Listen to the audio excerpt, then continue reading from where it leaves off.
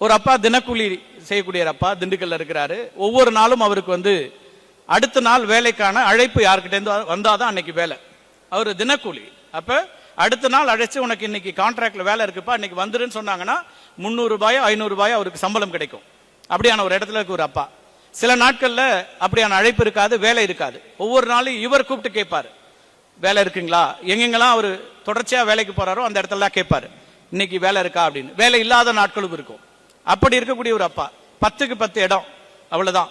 அரசு உதவி பெறும் பள்ளியில படிக்கிற பெண், இங்கிலீஷ் மீடியம் இல்ல, கான்வென்ட் இல்ல, சிபிஎஸ்இ இல்ல, ஆர் இன்னும் பிற நமக்கு வந்து டியூஷன் வைக்கிற வசதி அப்படின்லாம் எந்த விதமான வசதியிலும் இல்லாத பெண் தான். இப்ப இந்த அழைப்புக்காக காத்திருக்கிற ஒரு அப்பாக்கு ஒரு நாள் காலையில ஜூன் மாசம் 2023 அவர் வாழ்க்கை அப்படியே மாறுது. ஒரே செகண்ட்ல அப்படி மாறுது. 2023 ஜூன்ல 12ஆம் கிளாஸ் ரிசல்ட்ஸ் வருது. உங்க எல்லாருக்கும் தெரியும். ஆனா அந்த வாழ்க்கை எப்படி மாறுதுங்கிற உதாரணத்துக்கு தான் சொல்ல வரேன். யாருன்னு உங்க எல்லாருக்கும் தெரியும். அந்த 12ஆம் கிளாஸ் ரிசல்ட் வருது.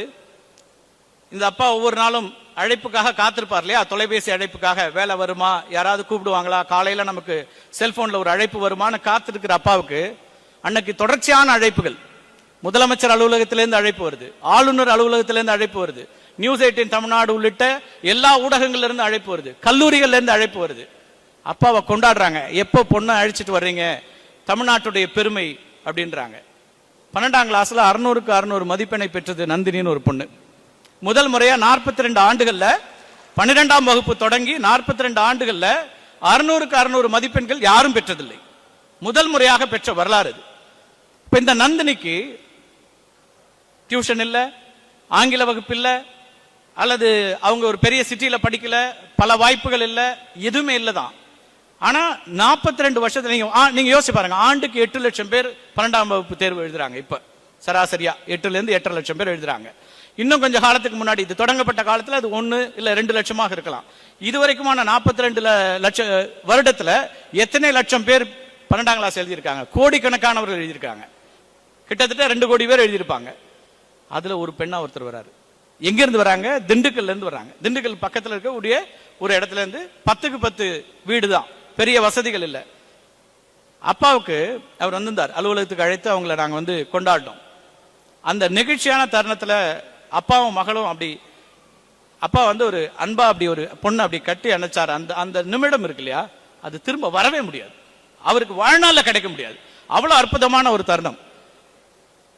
அது எது சாத்தியப்படுத்துச்சுன்னு நினைக்கிறீங்க? ஒவ்வொரு நாளும் தனக்கு வேலை கிடைக்குமான அழைப்புக்காக காத்திருந்த அப்பா. அதுக்கு பின்னாடி இருந்த வலியை நீங்க யோசிச்சு பாருங்க. வேலை கிடைக்குது கிடைக்காத தாண்டி ஒரு நாளைக்கு வேலை கொடுக்கறதுக்கு முன்னாடி என்னென்ன கேள்விகளை இந்த சமூகம் முன்வைக்கும். எப்பா இன்னைக்கெல்லாம் உனக்கு வேலை இல்லப்பா, பார்க்கலாம் வை, போனை போட்டு டார்ச்சர் பண்ணாத, இதுல தொடங்கி எவ்வளவு இன்சல்ட் அவர் பார்த்திருப்பாரு. ஒரே நிமிடத்துல மொத்தமா மாறுது. அவருக்கான சுயமரியாதையை இந்த சமூகத்தில் அவர் அந்தஸ்தோட நடக்கக்கூடிய ஒரு இடத்தை நந்தினி அவங்க அப்பாவுக்கு உண்டாக்கி இருக்காங்க. அதை உருவாக்குனது கல்வி ஒண்ணுதான். பெரிய மாற்றத்தை எது உருவாக்குச்சுன்னா அவங்களோட கல்வி. பெரிய அதிகாரத்தை, பெரிய சுயமரியாதையை, இந்த சமூகத்தில் ஒரு அந்தஸ்தை வேறு என்ன கொடுக்க முடியும்னு நினைக்கிறீங்க?